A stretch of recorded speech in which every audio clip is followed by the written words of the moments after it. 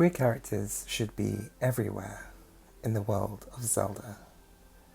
The games are set in a semi-medieval world where all inhabitants are quirky, weird folk with strange backstories, secrets, and Elizabethan roughs. Whereas we've only had the slightest slither of queer representation in the most recent game of the series, the life-changingly incredible Breath of the Wild. We've had queer-coded characters in Zelda games for years. Impa is a Sheikah and a sage who appears across all of the timelines. It's clear from her appearance here in Ocarina of Time that she is a fierce, strong, powerful woman who will crush you if you try to harm Princess Zelda. She's a classic, muscle-bound, beautiful, butch lesbian. She's the kind of friend who would help you move house. She watched the L Word from beginning to end, and she watched the reboot. I cannot get into all incarnations of Impa. Another favourite of mine is the 120-year-old Impa in Breath of the Wild. This Impa is very important in the plot of the game. She's also a classic aged lesbian, living with her adopted daughter from her first marriage. She's the kind of lesbian who would definitely teach a pottery class at the local arts centre, and she'd invite you to stay with her at her second home on the coast, where you drink expensive wine and talk about Simone de Beauvoir whilst listening to Sarah McLachlan. Tingle is an aging twink who is obsessed with fairies. He appears in many Zelda games across all timelines and is always dressed in a tight green bodysuit with a pointy hat. He has a grotesque, gnome-like face with an expression of sad desperation. He loves Link and freaks out whenever he sees him. Often helpful with maps and other items like the Wind Waker's Tingle Turner, a method of contacting Tingle at any time you liked during the game, if you were able to connect your Game Boy Advance to your GameCube. I mean, I never did this, but was this the Hyrule version of Grindr? Tingle is at times a pretty offensive stereotype, but I have a soft spot for him. With Tingle, Nintendo are taking a swipe at their own insane fanboys who are obsessed with Link. I mean, fair enough, Nintendo, come for my wig. But they're also joking that effeminate or even passionate men are inherently ridiculous, which is not great. I feel like you'd 100% see Tingle in a bar around the corner from Comic-Con, where he would bore you to death with facts about Link and his fairy ancestry. Would you go home with him? No. But you'd probably pity follow him on Instagram. Tingle was so popular in Japan that they actually made 2 games starring him. Tingle's Balloon Fight and Freshly Picked Tingle's Rosy Rupee Land, which looks like a weird Tingle top-down RPG.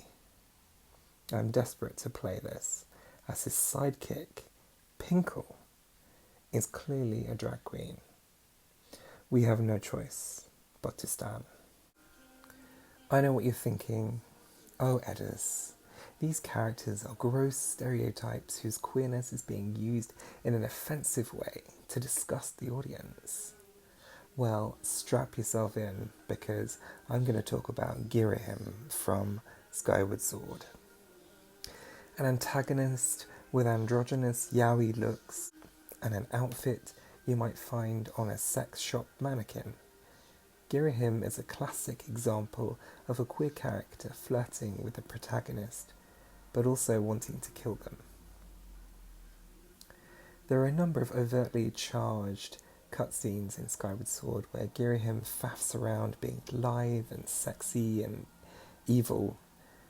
His speech is also intentionally florid and theatrical because he's gay.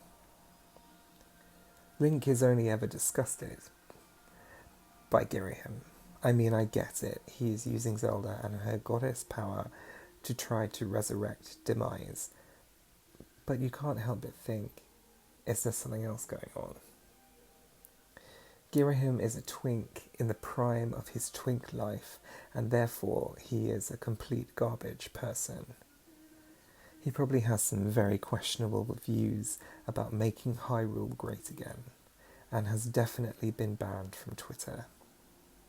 He would gaslight you if you ever dated him, and he would definitely borrow money from you and never pay you back. If you broke up with him, he'd spread nasty rumours about you.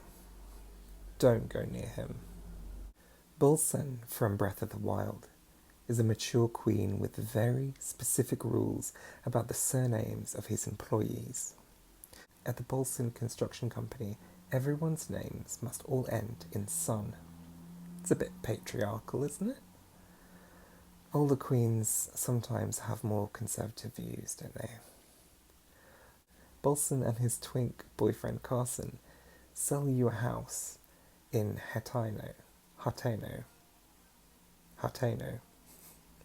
It may or may not be your own house from 100 years ago, and then they construct various internal architectural features as well as landscaping around the grounds. They do a real two-person Queer Eye on you, but you have to pay for it. They hang out in your garden for pretty much the whole game, like your garden is Hampstead Heath, and they're hanging out near the men's ponds looking for a third to take home. I'm happy for Bolson, and I'm glad he sticks around on my lawn. I'd love to see him move in to Tarrytown with Carson, so they can start their lives together. Maybe Breath of the Wild 2 will feature another Tarrytown wedding.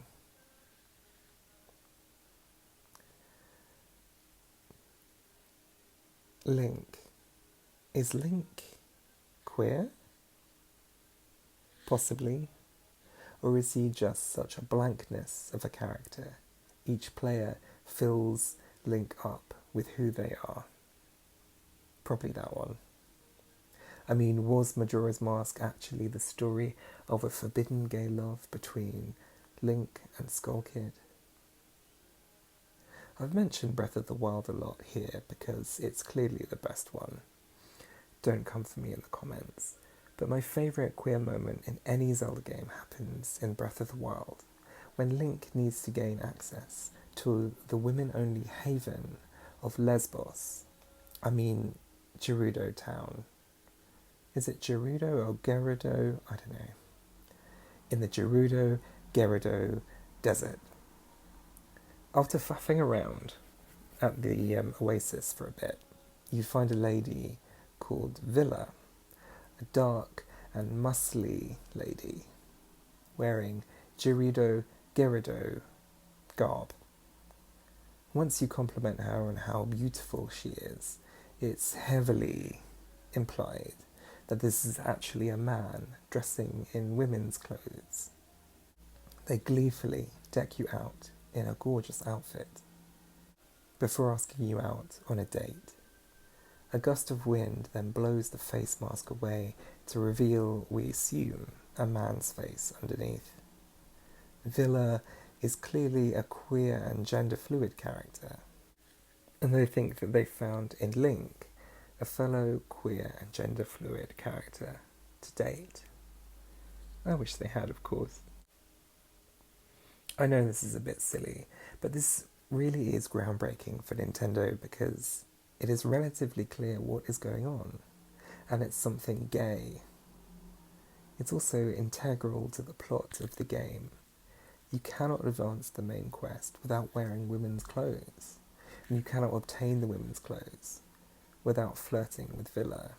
Nintendo are forcing us to be gay. This is not an exhaustive list, so let me know which characters in the world of Hyrule, whichever Hyrule you wish, at whichever point in whichever timeline you wish, pings on your gaydar. We can see that Nintendo have acknowledged us in a number of ways, whilst at the same time they're mostly able to deny that we've been acknowledged at all, just in case. Anyway, I'd like to finish with an honourable mention of all the great fairies of Hyrule, who are clearly and definitely drag queens. Thank you so much for watching this crazy queer video about the world of Hyrule. Give me a like, a comment, or subscribe if you like. I'll be making more of these videos very soon. Thank you, cheerio, ta-ra, and see you soon, ducky. Bye.